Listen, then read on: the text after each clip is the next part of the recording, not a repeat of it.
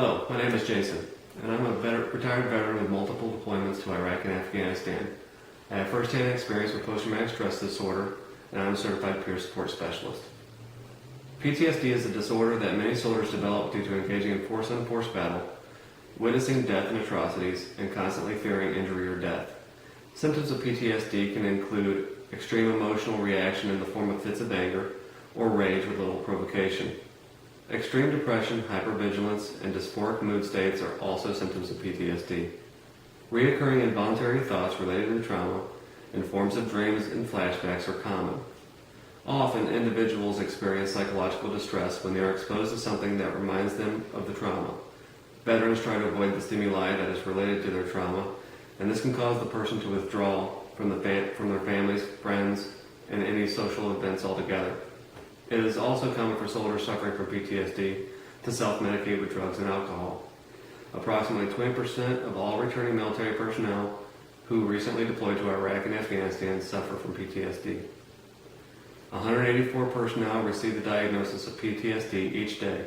Depression associated with PTSD has been linked to suicidal ideations. This has caused an increase in attempted and completed suicide among soldiers. An average of 18 veterans kill themselves each day. The Veterans Affairs Office offers help for those struggling with PTSD. Counseling and group therapy sessions can be facilitated. Numerous helplines exist to help veterans struggling with PTSD. Following deployments to a combat military zone, personnel meet with a counselor in a one-on-one setting.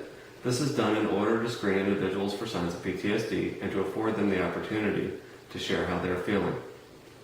Even though programs to help soldiers have been developed, there is still a stigma associated with seeking help with mental health issues. 50% of all soldiers suffering from PTSD do not receive the help they need.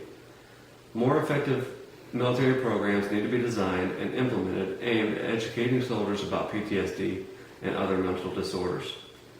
Through these programs, the current stigma associated with mental health issues can be decreased and hopefully one day be eliminated. The military also needs to be require periodic follow-up encounters with mental health professionals quarterly after that first year of the deployment. Also, communities, employers, family members, and friends need to be aware of the signs and symptoms of PTSD and have the courage to implore struggling veterans to seek professional help. Thank you.